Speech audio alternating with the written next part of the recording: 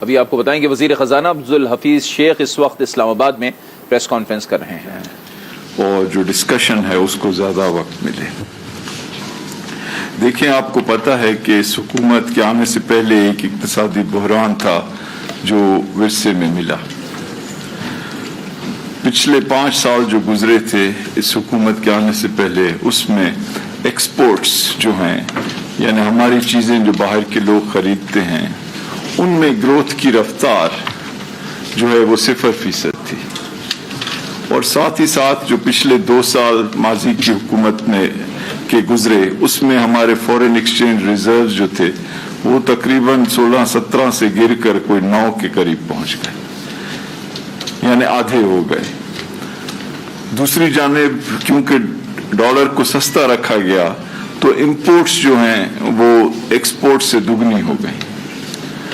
اور ان تمام تینوں کا اثر یہ پڑا کہ ہمارے پاس ڈالرز ختم ہو گئے کہ ہم اپنی معیشت کو اچھے انداز میں چلا سکیں. اور سائملٹینیسلی، یعنی اس وقت میں جو ہمارے قرضے تھے وہ بھی بڑھ کر کوئی 25,000 ارب روپے ہو چکے تھے. اور جو ڈیٹ اور لائبلٹیز ہیں ان کو ملایا جائے تو تقریباً 30,000 ارب یا 30 کھرب بن چکے تھے.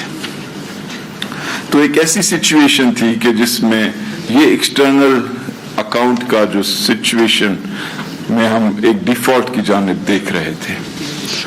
اور ساتھ ہی ساتھ جو ہمارے اخراجات تھے وہ آمدنی سے کافی زیادہ تھے. اور بنیادی طور پہ ہم اپنی حکومت میں جو گروتھ حاصل کر رہے تھے وہ باہر سے قرض لے کر ملک کے اندر خرچ کر کے کر رہے تھے. تو ایسی سچویشن میں سب سے پہلی چیز یہ تھی کہ ہم مزید جو ریسورسز ہیں یعنی ڈالرز جو ہیں ان کو موبیلائز کریں. تو اس میں حکومت نے کافی کوشش کی اور کچھ بائیلیٹرل یعنی کچھ ممالک سے یہ لونز اور ڈیٹ آئل کی ری پیمنٹ فیسلٹی حاصل کر کے، اور ساتھ ہی ساتھ IMF کے ساتھ ایک بڑا پروگرام طے کر کے $6 بلین کا یہ موبیلائز کیے گئے ریسورسز. اور حکومت نے یہ بھی فیصلہ کیا کہ ٹیکسز جو ہیں ان کو بہتر کرنے کے لیے مزید اقدامات کریں. اور سب سے بڑھ کر یہ کہ اپنے ملک کی ایکسپورٹس جو ہیں اس کو بڑھانے کے لیے اپنے بزنسز کو مراعات دیں. تو بزنس سیکٹر کے لیے گیس، الیکٹریسٹی، قرضے، یہ تمام جو ہیں حکومت نے اپنے جیب سے پیسے دے کر سستے کیے. اور ان وجوہات کی بنا پر ہم جو ہیں اپنے اس ایکسٹرنل یعنی بیرونی جو یہ اکانومی میں خطرہ تھا اس سے ہم نے نپٹا. اور یہ جو کرنٹ اکاؤنٹ ڈیفیسٹ جو ہمیں ورثے میں ملا تھا $20 ارب کا خسارہ، اسے ہم نے کم کر کر $3 ارب تک لے آئے. تو یہ اس حکومت کا ایک بڑا اہم کارنامہ ہے جو کہ پہلے سال اور خصوصی طور پہ اس سال 73% کمی کی گئی اس بڑے خسارے میں. دوسری جو اہم چیز کی گئی اس سال اور اس سے پچھلے سال بھی ملا کر کہ 5,000 ارب روپے قرضوں کی ہیڈنگ میں واپس کیے گئے. تو یہ ایک بہت بڑی چیز ہے کہ ایک ملک ماضی کے لیے ہوئے قرضے چاہے وہ کتنی بھی تعداد میں ہوں وہ واپس کرے. تو جب ہم یہ دیکھتے ہیں کہ آخر موجودہ PTI کی جو گورنمنٹ ہے تو اس نے جو قرضے لیے کیوں لیے، وہ اس وجہ سے لیے تاکہ ماضی کے قرضوں کا جو بوجھ ہے اس کو واپس کیا جا سکے. اور 5,000 ارب روپے واپس کیے گئے ماضی کے قرضوں کی مد میں. تیسری چیز جو میں بہت اہم ہوئی ہے اس سال وہ بتانا چاہتا ہوں کہ ہم نے ایک بہت سخت انداز میں حکومتی اخراجات کو کنٹرول کیا.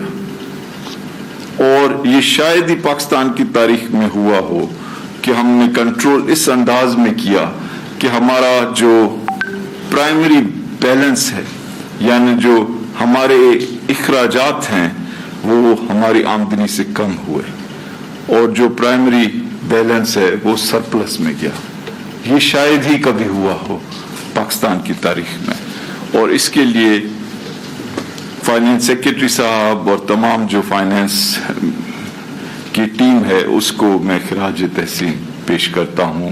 اور سب سے بڑھ کر یہ کہ پرائم منسٹر صاحب نے اس ایریا میں لیڈرشپ دکھائی، اور میں جنرل باجوہ کا بھی شکر گزار ہوں کہ ہم نے فوج کی جو بجٹ تھی اس کو فریز کیا، یعنی منجمد کیا. تو ایک فلسفہ یہ تھا کہ ہم حکومت کے اخراجات کو کم کر کے پبلک کے لیے جتنے زیادہ پیسے ہوں وہ دیں.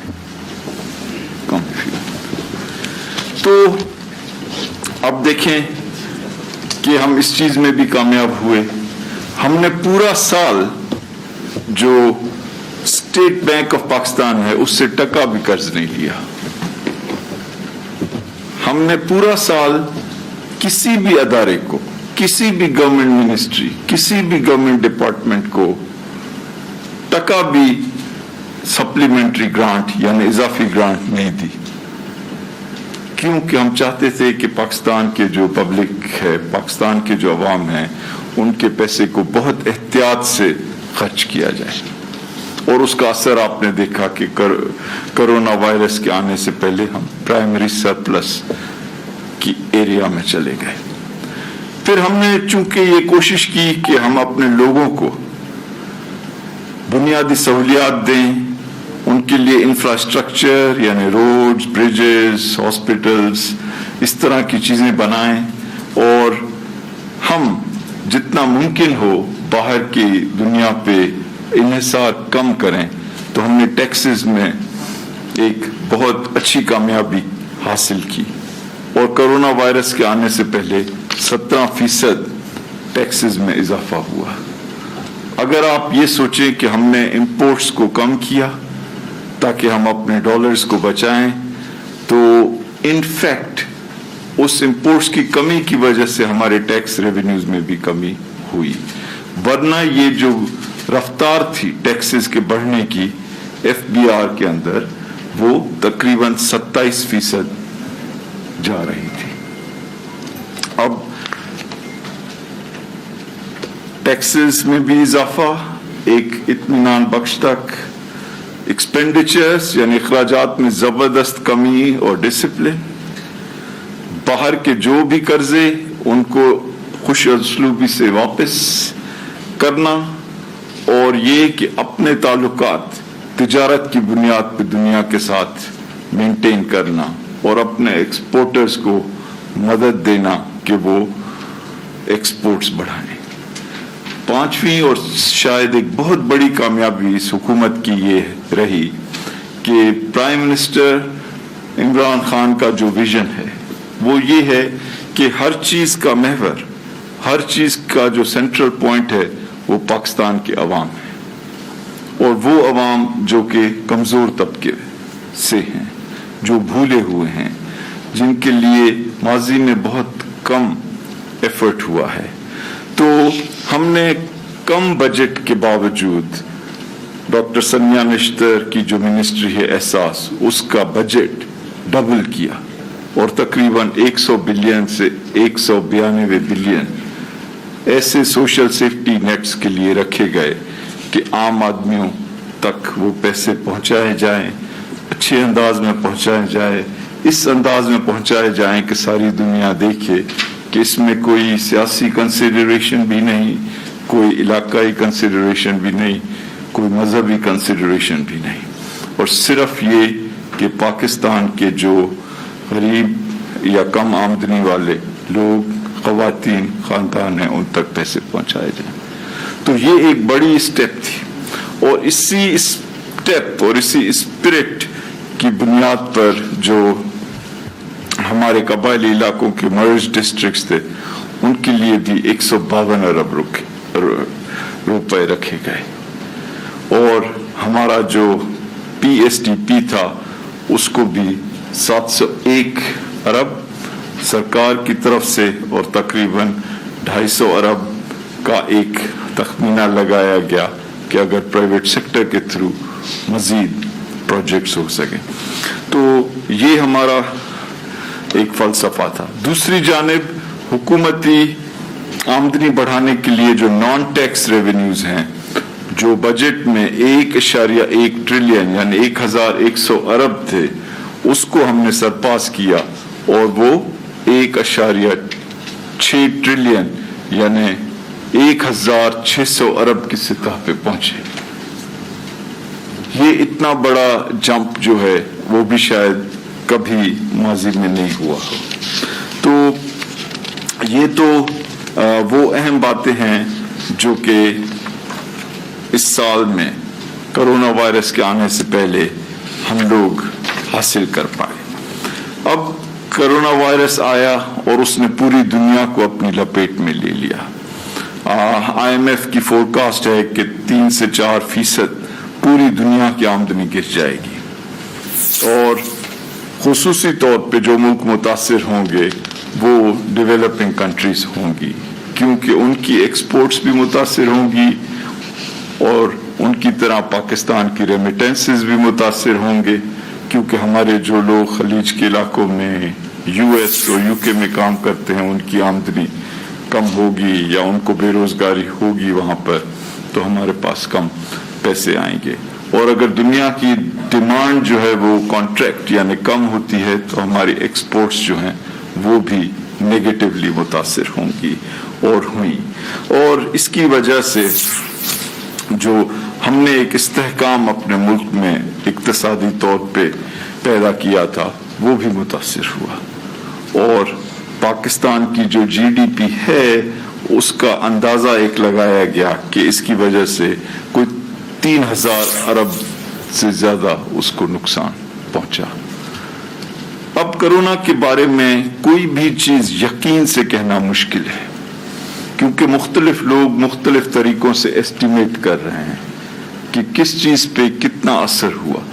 लेकिन जो चीजें बलाशुबा जिनमें कोई शक नहीं वो ये कि हमारी आमदनी जो है पूरे मुल्क की, जो हम समझ रहे थे कि तकरीबन 3% तक बढ़ सकती है, वो अब तकरीबन 0.4 यानी 0.4 कम होगी। तो इसका मतलब है कि हमें इसकी वजह से कोई 3 से 3.5% जो है अपनी कौमी आमदनी में नुकसान देखना पड़ा। साथ ही साथ हमारे एक्सपोर्ट्स भी मुतासिर हुए हैं। रेमिटेंसेस इस वक्त इतने ज्यादा मुतासिर नहीं हुए हैं लेकिन होने जा रहे हैं। अब FBR की जो टैक्स कलेक्शन थी, जो हम समझ रहे थे कि तकरीबन उसी रफ्तार पे अगर चलती रहेगी तो 4700 तक 4700 अरब तक पहुंच सकती थी, वो अब 3900 तक बमुश्किल पहुंच रही है। तो ये भी आप समझें कि कोई 750-800 अरब रुपए का नुकसान हुआ FBR को उसकी टैक्स कलेक्शन में। और कुदरती बात है कि इस माहौल में हम नहीं चाहते कि हम अपने बिजनेस या सिटीजन्स के ऊपर मजीद गिरफ्त मजबूत करें टैक्सेस के लिए, क्योंकि इस वक्त जो रिक्वायरमेंट है वो ये है कि हम लोगों की मदद करें और उन तक लिक्विडिटी यानी कैश या लोन्स पहुंचाएं कि वो मुल्क के अंदर जो सुकड़ती हुई मईशत बन रही है कोरोना की वजह से, उससे अच्छी तरह नंबर आजमा हो सके। तो हुकूमत ने पहले ही ये फैसला किया कि हमें कोरोना वायरस से अच्छे अंदाज में मईशत को बचाना है और अपने लोगों को बचाना है। और इसके लिए आपने देखा कि 2 तरह के पैकेज दिए गए, कम से कम 2 तरह के। एक तो ये कि 1240 यानी 1240 अरब का एक पैकेज दिया गया। दूसरी जानिब स्टेट बैंक को सब्सिडीज भी दी गई और उनके थ्रू मुख्तलिफ प्रोग्राम इम्प्लीमेंट कराए गए कि लोगों को खुसूसी तौर पे छोटे बिजनेस कंपनीज को पैसे मैसर हों ताकि वो अपने लोगों को कंपनीज के पेरोल पे बरकरार रख सकें। जो बड़े प्रोजेक्ट्स या कंपोनेंट्स थे इस स्टिमुलस पैकेज के वो आपको पहले ही पता है, मैं मुख्तसरन बता दूं। एक तो ये कि फैसला किया गया कि तकरीबन 1,60,00,000 खानदानों को कैश रकम दी जाए ताकि उनका कारोबार जिंदगी भी चले और उन पे जो दिक्कत आई हुई है वो उनकी हालत माशी तौर पे बिल्कुल ही तबाहकुन न कर दे। और डॉक्टर साहिबा मौजूद हैं यहाँ, सनिया नश्तर साहिबा, उन्होंने मुझे बताया है कि अभी तक 1 करोड़ खानदानों को पैसे दिए जा चुके हैं, जो कि शायद दुनिया की तारीख में एक नुमाया चीज़ है कि इतने अच्छे अंदाज में दिए गए हैं और सारी दुनिया ने देखा है अपनी आंखों से कि ये आम पाकिस्तानी शहरी जो हैं उनको बिला इम्तियाज के दिए गए हैं, हर छोटे शहर हर कस्बे में पाकिस्तान के। और इसकी तफसीलात अगर आप चाहेंगे तो वो मिल जाएंगी। जब हम इंशाल्लाह 1,60,00,000 लोगों को या खानदानों को देते हैं और अगर 6 से 7 लोग एक खानदान में हैं तो ये समझ लें कि तकरीबन कोई 10 करोड़ पाकिस्तानी शहरी जो हैं इससे मुतासिर होंगे अच्छे अंदाज में। अब आप आ जाएं कि जी इसके अलावा क्या प्रोजेक्ट्स इस पैकेज में दिए गए। आपको पता है कि हमने कोई 280 अरब रुपए की वीट की प्रोक्योरमेंट की, यानी गंदम खरीदा किसानों से और ज़राअत के शोबे में पैसे ये 280 अरब रुपए पहुंचाए गए।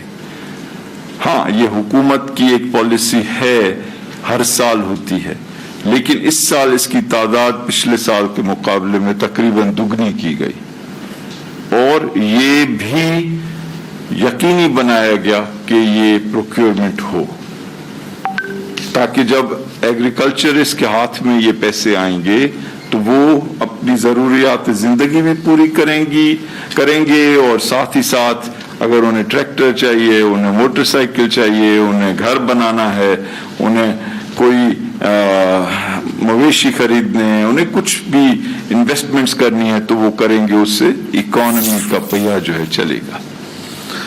फिर आपने देखा कि स्मॉल एंड मीडियम एंटरप्राइजेस के जो कारखाने हैं उनके लिए हुकूमत ने कहा कि हम जो भी छोटे कारखाने हैं पाकिस्तान में उनकी बिजली के 3 महीने के बिल हुकूमत भरेगी। ये नहीं कि उनको मौखर किया जाएगा बल्कि आउटराइट ग्रांट, यानी हुकूमत बगैर पैसा वो वापस मांगे उनके दे देगी ताकि उनकी जो बिजनेस है उसको रिवाइवल जो है उसको रिकवर होने में मदद मिले। फिर आपने देखा कि हमने ये एक स्कीम लाई 50 अरब रुपए की जो कि खुसूसी तौर पे ज़राअत के शुबे में है कि वहाँ पर फर्टिलाइज़र की कीमतें कम हों और लोकस्ट का मुकाबला किया जा सके और फार्मर्स को मज़ीद मराहत दी जा सके।